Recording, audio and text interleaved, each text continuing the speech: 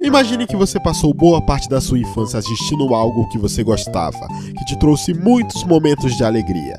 Só que mal sabia você que por dentro, o ator que fazia aquilo estava gritando "Socorro!". Pois é. Mesmo que um papel tenha catapultado a carreira de um ator, feito ele ganhar rios de dinheiro, fama, mulheres, automóveis, mulheres, mansões, a probabilidade dele querer uma máquina do tempo para recusar o papel ainda pode existir, com cada um tendo seus motivos. E no vídeo de hoje é isso que iremos falar, de atores que, se pudessem, davam um tiro nos seus personagens. Eu te odeio! Se gostar, deixa o like e... bora! Stephen Ogg como Trevor. Trevor é com certeza o personagem mais marcante de GTA V. Pois o maluco é um psicopata insano e totalmente imprevisível. Se você chegar perto dele, você não sabe se ele vai te dar um abraço ou se ele vai te atirar de um penhasco. E por isso muita gente ama e odeia ele ao mesmo tempo. Só que o cara que deu a vida a esse personagem, aparentemente só odeia, já que o mesmo disse que nem gosta de videogames. E que quando foi chamado para fazer o Trevor, ele imaginou que fosse um personagem de animação e não de um jogo. Burrice. E que não fazia a menor ideia do tamanho da monstruosidade que era a franquia GTA na indústria. E mesmo tendo ganhado muita visibilidade, alavancando a sua carreira, ele não quer ser lembrado como Trevor. Tanto que o Trevor, Steven, ficou puto quando um fã pagou para ele fazer um vídeo imitando o Trevor. Aí ele gravou um vídeo falando: You wanted me to give you this message from Trevor, which of course I'm not Trevor. My name is Steven. And I am an actor. I mean, literally impossible for me to be a cartoon. Like, I can't be. And even other characters, right? That's an actor's job. So, I need to get that off my chest. I just sometimes don't fucking understand. E bom, apesar dessa atitude dele ser bem babaca, sabe o que é mais irônico? É que o fato dele não gostar de ser o Trevor faz ele ainda ser mais parecido com o Trevor. Que coisa, não? Ryan Reynolds como Deadpool. Mas calma, não tô falando do Deadpool atual, e sim do atemorizante Deadpool que ele interpretou pela primeira vez em X-Men Origins de 2009. E olha, foi um desastre. Isso porque o visual do personagem foi totalmente descaracterizado e ele não tinha nenhuma das qualidades que tornaram o personagem tão querido, como seu humor ácido, já que aqui nesse filme ele nem sequer tinha uma boca. De acordo com Ryan, a ideia era mostrar o mercenário tagarela do jeito que conhecemos, mas o estúdio queria seguir essa direção. Abre aspas. No começo do filme estávamos perto do Deadpool de verdade, mas eles jogaram fora todo o canone e terminou sendo aquela abominação que era tipo um baracapu. Fecha aspas. Reynolds também disse que avisou ao estúdio que a ideia era um desastre, mas os engravatados lá da Fox nem quiseram saber. Abre aspas. Você sabe, existem muitos fãs de Deadpool por aí, e eles não vão ficar felizes com isso. Fecha aspas. E o estúdio disse que não tinha tempo de conceber ele do jeito dos quadrinhos, mas eu estava. Abre aspas. Então não façam! Fecha aspas. E bom, X-Men Origins fracassou, mas como todos nós sabemos, o ator teve a oportunidade de redimir o personagem no filme de 2016, onde ele teve muito mais controle criativo e entregou uma versão muito mais fiel e que vai ter um encontro digno com Wolverine. Oi, não esquenta não. Só tô consertando a linha do tempo. Tesão. Eu só sinto pena do Ryan, porque depois de ele ter feito esse Deadpool horroroso, ele ainda teve que lidar com Lanterna Verde. Miley Cyrus como Hannah Montana. Se você foi uma criança nos anos 2000, com certeza se lembra de Hannah Montana. Série essa que fez um puta sucesso estrondoso no Disney Channel e contava a história de uma adolescente que escondia o segredo de ser uma pop star. Porém, mesmo a série tendo alavancado a carreira de Miley, trazendo rios de dinheiro e tendo a transformado em uma das maiores astros da música, nem tudo era um mar de rosas. Isso porque, como ela era uma estrela da Disney, ela tinha que ser a imagem da perfeição. Perfeito, tudinho, tudo, até os mínimos detalhes. Ou seja, tinha toda uma pressão e restrições do que podia ou não fazer, de como deveria agir, de como deveria se vestir, mesmo fora das câmeras. Até porque o público dela era infanto-juvenil. E isso acabou ferrando deveras o psicológico dela, a ponto de desenvolver uma crise de identidade, onde ela começou a pensar que ninguém se importava com ela quando ela não era a Hannah Montana. Eu sou Hannah Montana! Essa guria tá alucinando! Isso só foi se agravando conforme ela entrou na fase adulta, já que ela começou a interpretar a personagem dos seus 12 anos até os 18. Abre aspas. Quando fiz sexo, eu meio que não consegui colocar a porra da peruca de novo. Ficou estranho. Fecha aspas. Tanto que ela chegou a afirmar que ia queimar sua peruca após o último episódio do seriado. E quando a série acabou, Miley se sentiu como uma cadelinha que finalmente estava livre da coleira da Disney. E ela resolveu expressar sua liberdade de uma maneira bem extravagante. Muito contorcionismo, poses mais do que sensuais, um biquíni de borracha mega colado.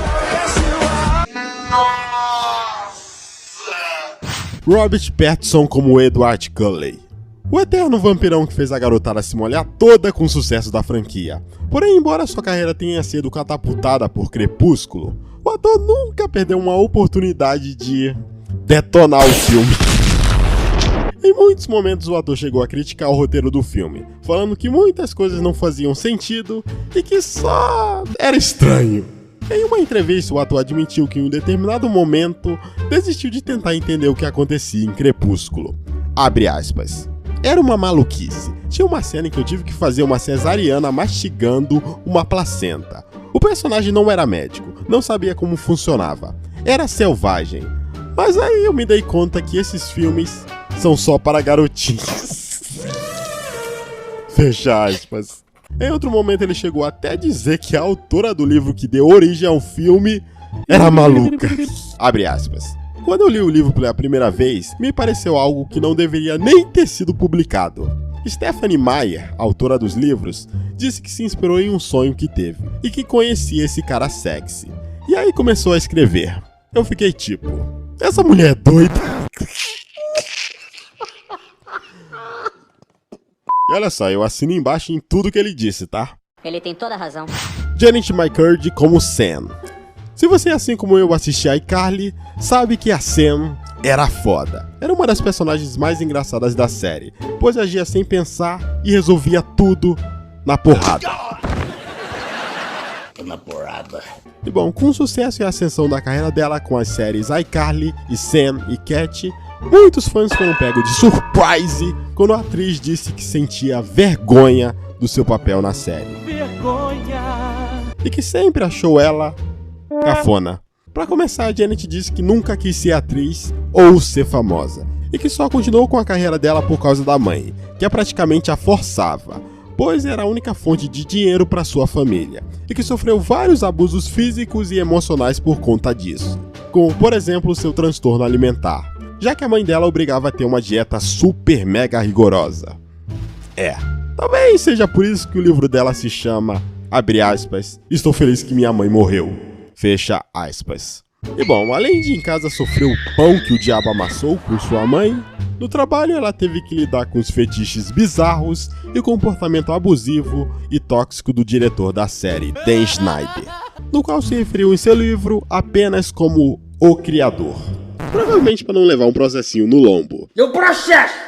Caso você queira saber mais, tem um vídeo meu onde eu abordo melhor sobre o Dan Schneider. E bom, desde a morte de sua mãe em 2013, Janet decidiu por um fim sua carreira de atriz. Tanto que ela recusou a voltar pro revival de iCarly. Eu não quero! Em uma de suas declarações ela disse, abre aspas, tenho muita vergonha de ter feito parte deles. Meus ouvidos sangram só de ouvir o nome. Fecha aspas. E bom, eu como fã, por mais triste que seja ouvir isso, eu acho totalmente compreensível. Poxa, ela viveu os piores momentos de sua vida nessas duas séries, então... né? Rowan Atkinson como Mr. Bean. Quem aí não se lembra de Mr. Bean? Que era praticamente o Chaves da Rede Bandeirantes. E que mesmo tendo apenas 15 míseros episódios, durou quase 20 anos na programação com um sucesso imenso que fazia. Nele tínhamos o Mr. Bean se metendo em todos os tipos de problemas e até mesmo cometendo algumas quase atrocidades, né? O ator Ron Waxon já expressou em várias ocasiões que não gosta muito de interpretar o personagem. Abre aspas. É mais fácil para mim interpretar o personagem vocalmente do que visualmente. Não gosto muito de interpretá-lo. O peso da responsabilidade não é agradável. Acho isso estressante e exaustivo. Estou ansioso para o fim. Fecha aspas. Disse ele sobre aposentar o personagem. E bom, muito desse estresse provavelmente era pela falta de diálogo de Mr. Bean, já que era um programa mudo, né? E a maioria dos episódios era ele entrando em algum confronto físico ou ele passando boa parte do tempo fazendo alguma careta ridícula. Mas apesar dos pesares, ele reconhece a popularidade do personagem e ainda guarda um certo carinho por ele, tanto que ele continuou interpretando-o em vários projetos diferentes ao longo dos anos. Jenna Ortega como Wandinha, que sem dúvida é uma das produções de maiores sucessos da Netflix. Tenho dinheiros! No entanto, mesmo com toda a fama e visualizações que sua dança gerou no TikTok, a atriz Jenna Ortega não poupou palavras ao dizer que odiou o roteiro da primeira temporada. Abre aspas. Não consigo assistir meu trabalho, mas sempre que eu volto do set e digo, a cena que gravamos hoje parece ter ficado boa. Com Wandinha, não havia uma cena que eu pensava ter ficado legal. Fecha aspas. E olha que essas declarações gerou uma certa treta com os roteiristas. A atriz ainda diz que mesmo a série tendo aberto portas para outros projetos, ela não quer ser reconhecida apenas por esse papel. É meio difícil quando a série quebra recorde de audiência. Ela também diz como se sentiu quando ela recebeu indicações ao Globo de Ouro. Abre aspas. Meu cérebro discordou totalmente disso. Ele foi para o lugar de... O público deve ser tão fácil de agradar? Eu confesso que eu ri nessa parte. Em outras declarações, Jenna diz que sua insatisfação com o roteiro era tanta que precisou deixar o profissional de lado e mudou algumas falas da personagem. Abre aspas. Tudo que ela faz, tudo que eu tive que interpretar, não faz sentido para a personagem de jeito nenhum. Ela está em um triângulo amoroso, não faz sentido. Fecha aspas. E diz que a segunda temporada focará muito mais no terror. Eu sinceramente fico muito mais aliviado com essas declarações, pois agora eu sei que a Jenna não vai deixar os roteiristas estragar a série criando chips idiotas para agradar adolescente de Twitter, né? É isso, gente. Obrigado por ter visto até aqui e até o próximo vídeo.